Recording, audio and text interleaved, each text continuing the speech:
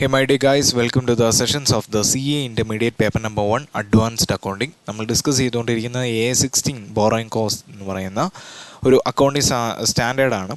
ഈ ഒരു അക്കൗണ്ടിങ് സ്റ്റാൻഡേർഡിനകത്ത് കുറച്ച് ഇമ്പോർട്ടൻ്റ് ആയിട്ടുള്ള ക്വസ്റ്റ്യൻസ് ഡിസ്കസ് ചെയ്യാമെന്നാണ് ഈ ഒരു ക്വസ്റ്റ്യൻ സീരീസിൻ്റെ ഉദ്ദേശമായിട്ടുള്ളത്. നമുക്ക് ഒരു ക്വസ്റ്റ്യൻ ഡിസ്കസ് ചെയ്യാം. ഈ ഒരു ക്വസ്റ്റ്യൻ എന്ന് പറയുന്നത് നമുക്കൊരു കമ്പനിയുണ്ട്, PQR ലിമിറ്റഡ് എന്നാണ് പേര്. ഇവർ ടൂറിസം ബിസിനസ്സാണ് ഇന്ത്യയിൽ ചെയ്തുകൊണ്ടിരിക്കുന്നത്. ഈ ഒരു കമ്പനി അവർ പ്ലാൻ ചെയ്യാണ് ഒരു റിസോർട്ട്, ഹോളിഡേ റിസോർട്ട് അത് കൺസ്ട്രക്റ്റ് ചെയ്യുകയാണ്. ഓക്കെയാണോ? അതൊരു ക്വാളിഫയിങ് അസറ്റാണ്. ഞാൻ ഓൾറെഡി പറഞ്ഞിട്ടുണ്ട്, ACP അക്വിസിഷൻ ആൻഡ് പർച്ചേസ് അല്ലെങ്കിൽ നമ്മുടെ കൺസ്ട്രക്ഷൻ. ഇന്ത്യയുടെ യൂസിലേക്ക് ഒരു സബ്സ്റ്റാൻഷ്യൽ പീരീഡ് എടുക്കുന്നുണ്ട് ഈ മൂന്ന് കാര്യത്തിലെങ്കിലും നമുക്ക് എന്ത് ചെയ്യാം, അത് അതിന് ഇൻകർ ആവുന്ന ബോറോയിങ് കോസ്റ്റുകൾ ക്യാപിറ്റലൈസ് ചെയ്യാമെന്ന് നമ്മൾ പറഞ്ഞിട്ടുണ്ട്. ഇൻ ദിസ് കേസ് നമ്മൾ ബോറോ ചെയ്യുന്ന എമൗണ്ട് എന്ന് പറയുന്നത് ഇറ്റ് കംസ് ടു 100 lakh ആണ് വരുന്നത്. നമ്മുടെ റേറ്റ് ഓഫ് ഇൻട്രസ്റ്റ് എന്ന് പറയുന്നത് അല്ലെങ്കിൽ ബോറോയിങ് കോസ്റ്റിൻ്റെ ഇൻട്രസ്റ്റ് എന്ന് പറയുന്ന അതിൻ്റെ റേറ്റ് എന്ന് പറയുന്നത് 12% ആയിരിക്കും.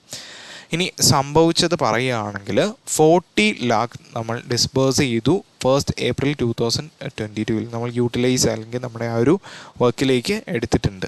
ബാലൻസ് എടുത്തേക്കുന്നത് 60 lakh ആണ്. അത് 1st June 2022 എടുത്തേക്കുന്നത്. സൈറ്റിൻ്റെ പ്ലാനിങ് വർക്കുകൾ കമൻസ് ചെയ്തത് 1st June 2022 എന്നിട്ട് നമ്മുടെ ചീഫ് എൻജിനീയർ ഒരു മെഡിക്കൽ ലീവിൽ പോവുമായി. ഓക്കെയാണോ? ഇതാണ് കഥ ഇതുവരെ. Then the commencement of the physically ഉള്ള കൺസ്ട്രക്ഷൻ സ്റ്റാർട്ട് ചെയ്തത് 1st July 2022 ഓക്കെയാണോ? അല്ലെങ്കിൽ X2.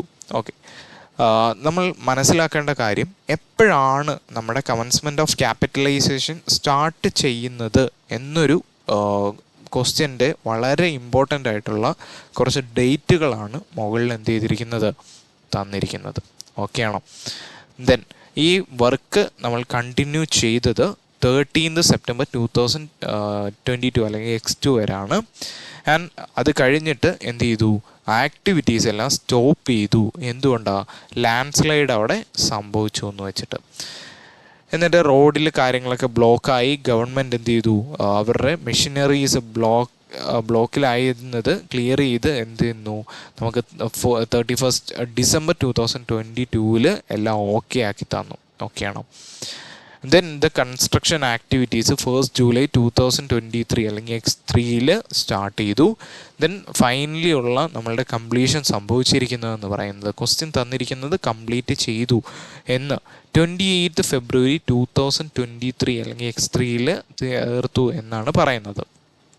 Then the date of opening schedule ചെയ്തിരിക്കുന്നത് 1st March 2023. പിറ്റേ ദിവസമാണ് എന്ത് ചെയ്തിരിക്കുന്നത്, നമ്മൾ ആ ഓപ്പണിങ് സ്റ്റാർട്ട് ചെയ്യുന്നത്, ഈ ഒരു റിസോർട്ട് തുറന്ന് പ്രവർത്തിക്കാനായിട്ട് പോകുന്നത്. ബട്ട് ഡിസ്ട്രിക്ട് അഡ്മിനിസ്ട്രേഷൻ ഇതിനകത്ത് ഇടപെട്ടു.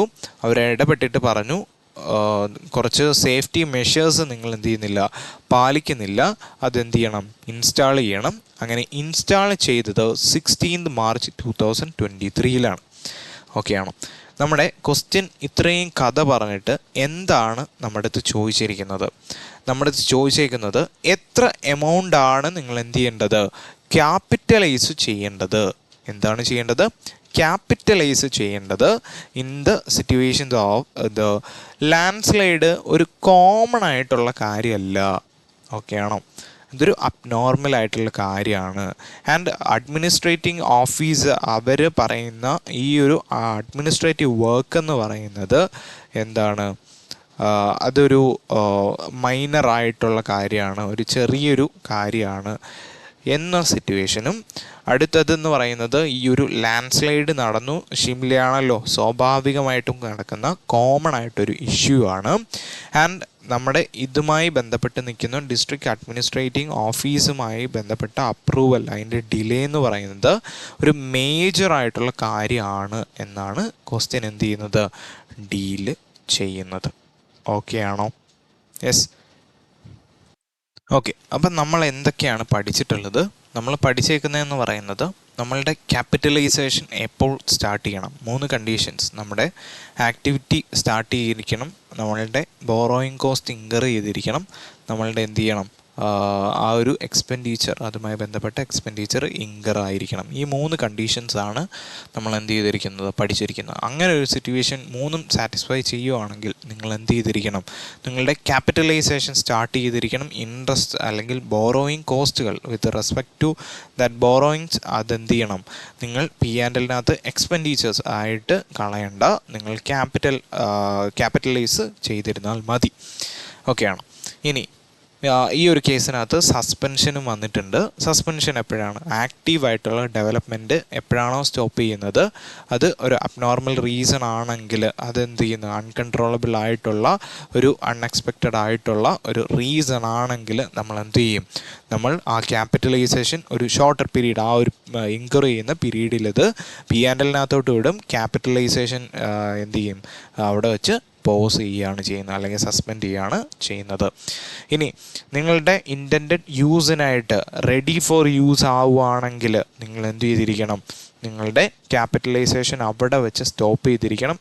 ഇനി അങ്ങോട്ട് എന്ത് ചെയ്യാൻ പറ്റത്തില്ല, നിങ്ങൾക്ക് ക്യാപിറ്റലൈസേഷൻ എക്സ്പെൻഡിച്ചർ ഇൻകർ ആവുന്നത് ആ അസറ്റിൻ്റെ കൺസ്ട്രക്ഷൻ, അക്വിസിഷൻ, പർച്ചേസ് ഏതുമായി ബന്ധപ്പെട്ട് സംഭവിക്കുകയാണ് എങ്കിലും നിങ്ങൾ എന്ത് ചെയ്യേണ്ട, നിങ്ങളുടെ അസറ്റിനകത്ത് അഡീഷനായിട്ട് കാണിക്കേണ്ട, അതിൻ്റെ കോസ്റ്റായിട്ട് കാണിക്കേണ്ട, അതിന് പകരമായിട്ട് എന്ത് ചെയ്യുക, P&Lനകത്ത് എക്സ്പെൻസ് ആക്കി കാണിക്കുക, നമ്മുടെ ഇൻട്രസ്റ്റ് ബോറോയിങ് കോസ്റ്റ് ആക്കി കാണിക്കുക.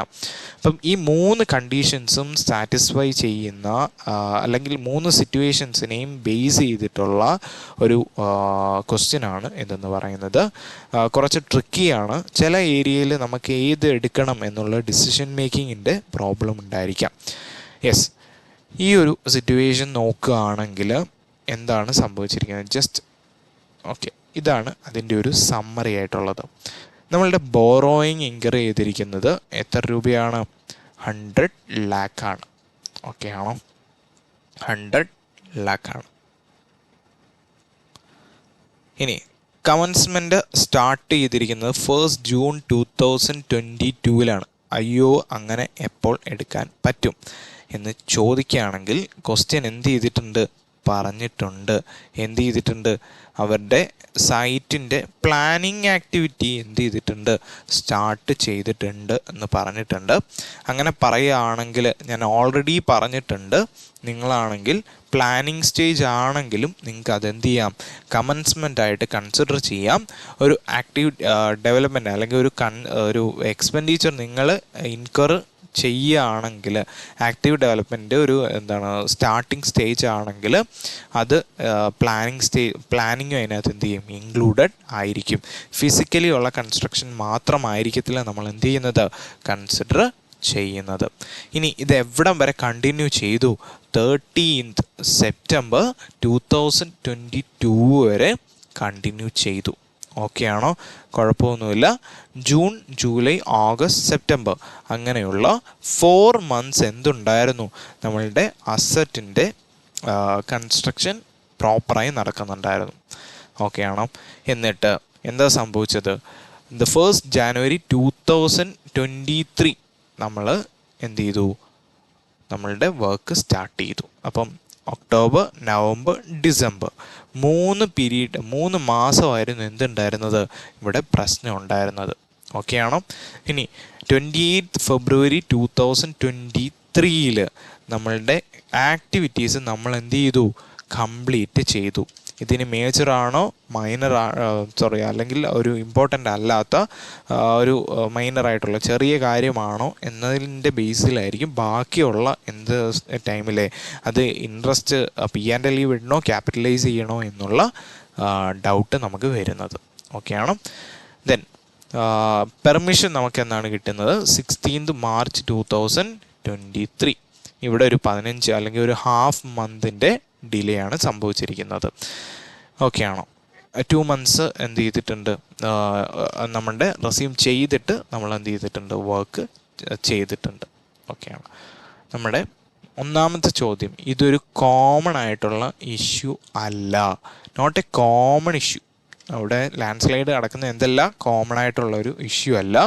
ആൻഡ് അഡ്മിനിസ്ട്രേഷൻ വർക്കുകൾ ഉള്ളത് പെൻഡിങ് ആയിട്ടുള്ള എന്തല്ല, അത് മേജർ ആയിട്ടുള്ള ഒന്നുമല്ല, മൈനർ ആയിട്ടുള്ള ചെറിയ കാര്യമാണ് എന്നാണ്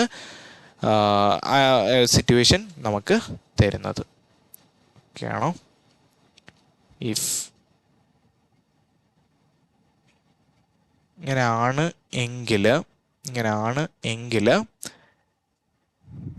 നമ്മൾ ഏത് പീരീഡിലാണ് നമ്മളുടെ ഈ ഒരു എക്സ്പെൻസിനെ ക്യാപിറ്റലൈസ് ചെയ്യേണ്ടത് എന്നതാണ് ക്വസ്റ്റ്യൻ റിലേറ്റ് ചെയ്യുന്നത്. നമ്മൾക്കുണ്ടായ ടോട്ടൽ ബോറോയിങ് കോസ്റ്റ് എന്ന് പറയുന്നത് എത്രയാണ്? 100 lakhന് 12% എന്ന് പറയുന്ന കണക്കിലായിരിക്കും. ഓക്കെ ആണോ? 100 lakhന് 12% എന്ന് പറയുന്ന രീതി ചെയ്യുമ്പോൾ നമുക്ക് ടോട്ടൽ ബോറോയിങ് കോസ്റ്റ് ഇൻകർ ആവുന്ന എത്രയാണ്? That comes to 12 lakh. Okay ആണോ? ഇനി എത്ര ക്യാപിറ്റലൈസ് ചെയ്യാം? That's the question. ആക്റ്റീവായിട്ട് നിങ്ങൾ ഈ ഒരു ഡെവലപ്മെൻറ്റ് നടന്ന എത്ര മാസമാണ്? 4 മാസം. 1 ജൂൺ തൊട്ട് 30 സെപ്റ്റംബർ വരെയുള്ള 4 മാസവും, അത് കഴിഞ്ഞിട്ട് 1 Jan 2023 ടു 28 February 2023 വരെ ആയിരിക്കും നിങ്ങളുടെ ആക്റ്റീവ് ഡെവലപ്മെൻറ്റ് എന്ത് ചെയ്തിട്ടുള്ളത്, നടന്നിട്ടുള്ളത്. അങ്ങനെ ആവുകയാണെങ്കിൽ പ്രൊപ്പോർഷനേറ്റ്ലി നോക്കുകയാണെങ്കിൽ 6 months ആയിരിക്കും ആക്റ്റീവ് ആയിട്ടുള്ള ഡെവലപ്മെൻറ്റ് നടന്നത്. That comes to 6 lakh. Okay ആണോ? 6 lakh ആയിരിക്കും നമ്മളുടെ ക്യാപിറ്റലൈസേഷൻ എമൗണ്ട് ആയിട്ട് വരുന്നത്. ബാക്കിയുള്ള ബോറോയിങ് കോസ്റ്റിനകത്ത് നിന്ന് ബാക്കിയുള്ള എമൗണ്ട് എന്തായിരിക്കും? P&Lനകത്ത് നമ്മൾ എക്സ്പെൻസ് ആയിട്ട് ചെയ്യുമായിരിക്കും. സാർ എന്തുകൊണ്ട് ആ 15 ദിവസം എടുത്തില്ല എന്നൊരു ക്വസ്റ്റ്യൻ വരികയാണെങ്കിൽ, ഇതെന്തല്ലടാ മൈനറായിട്ടൊരു സംഭവമാണ്, വലിയ മേജറായിട്ടുള്ള കാര്യമൊന്നുമില്ല. ജസ്റ്റ് ഇറ്റ്സ് എ റൊട്ടീനായിട്ടുള്ള അഡ്മിനിസ്ട്രേഷൻ വർക്കാണ്. നമ്മൾ ഓൾറെഡി അതും ഡിസ്കസ് ചെയ്തതാണ്. ഒരു മൈനറായിട്ടുള്ള ഒരു സാധാരണഗതിയിലുള്ള ഒരു അഡ്മിനിസ്ട്രേഷൻ വർക്കാണ് സംഭവിക്കുന്നതെങ്കിൽ അവിടെ എന്ത് വേണ്ട, നിങ്ങൾ ക്യാപിറ്റലൈസ് ചെയ്യേണ്ട, P&Lനകത്ത് എക്സ്പെൻസ് ആക്കി മാറ്റിയാലും മതി എന്നാണ് പറയുന്നത്. ഓക്കെ ആണോ? അപ്പം നിങ്ങൾക്കത് ക്ലിയർ ആയല്ലോ. ഇത് നമ്മൾ ഡിസ്കസ് ചെയ്തത് ഇതൊരു കോമൺ ആയിട്ടുള്ള കാര്യമല്ല. അപ്പോൾ എന്ത് ചെയ്യും?